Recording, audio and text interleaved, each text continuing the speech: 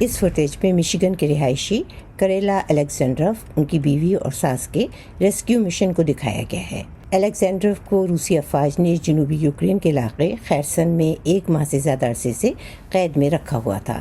The second I was arrested by the Russian military. 2 April کو مجھے روسی فوج نے گرفتار کیا۔ وہ میرے گھر آئے، میں اس وقت شاور میں تھا۔ انہوں نے مجھے ہتھکڑیاں لگا کر مارا پیٹا۔ انہوں نے میری بیوی پر وحشیانہ تشدد کیا۔ وہ مجھے ساتھ لے گئے اور نقلی طور پر سزائے موت دی۔ مجھے اور پیٹا۔ میں 36 یا 37 دن تک ایک کوٹری میں بند رہا۔ پروجیکٹ ڈائنامو میں ان کے بچانے والوں کا کہنا ہے کہ الیگزینڈروف کو قید کرنے والے روسیوں نے ان پر جاسوس ہونے کا جھوٹا الزام لگایا تھا۔ جب روسی وہاں آئے تو محض ان کے امریکی شہری ہونے کی وجہ سے ان کو پھنسایا گیا۔ اور اب پروجیکٹ ڈائنامو کے ذریعے کیے گئے ٹیکٹیکل ریسکیو آپریشن کے بعد الیگزینڈروف اور ان کا خاندان آزاد ہے۔ ریاست فلوریڈا میں قائم پروجیکٹ ڈائنامو عطیات کی مدد سے ایک نجی طور پر چلنے والا گروپ ہے جسے امریکی سروس ممبرز نے قائم کیا تھا تاکہ 2021 میں امریکی انخلا کے دوران امریکیوں اور ان کے اتحادیوں کو افغانستان سے بچا کر نکالا جا سکے۔ ایک سابق امریکی فوجی برائن اسٹرن کا کہنا ہے کہ افغانستان میں بدستور کام کرتے ہوئے پروجیکٹ ڈائنامو فروری کے اوائل سے یوکرین میں بھی کام کر رہا ہے۔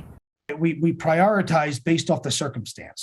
If you're in Mariupol, ہم حالات کی بنیاد پر فوقیت دیتے ہیں۔ اگر آپ ماریوپول میں ہیں اور اگر آپ گرفتار جاسوس ہیں تو ہم کچھ زیادہ توجہ دیں گے۔ ہم شیرخوار بچوں اور بچوں کے لیے ترجیحی بنیادوں پر کام کرتے ہیں، لہٰذا بہت سارے بچے ہیں جن کی یوکرین میں سروگیٹ مائیں ہیں اور ان بچوں کے پاس پاسپورٹ حاصل کرنے کا کوئی طریقہ نہیں ہے کیونکہ ان کے والدین یوکرین میں ان کے ساتھ نہیں ہیں۔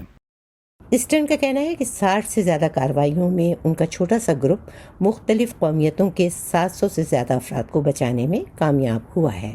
اسٹرن نے جو الیگزینڈروف کے ساتھ تھے بتایا کہ انہیں جاسوسی کے ذریعے اطلاع ملی تھی کہ الیگزینڈروف کو ماسکو کے حوالے کیا جانا ہے جہاں انہیں 20 سال سے زیادہ قید کا سامنا کرنا پڑتا۔ When I was released, it was the most relief.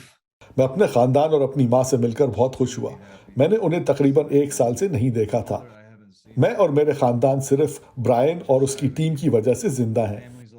روسی عام شہریوں کو ہدف بنانے کی تردید کرتے ہیں، لیکن اسٹرن کا کہنا ہے کہ پروجیکٹ ڈائنامو اب اقوام متحدہ کے بین الاقوامی کرمنل کورٹ کے ساتھ اس مسئلے کے بارے میں بات چیت کر رہا ہے اور روسیوں کی قید میں الیگزینڈروف اور اس کے خاندان کو جن زیادتیوں کا سامنا کرنا پڑا اس کے بارے میں وہ امریکی حکومت کے ساتھ بات کر رہے ہیں۔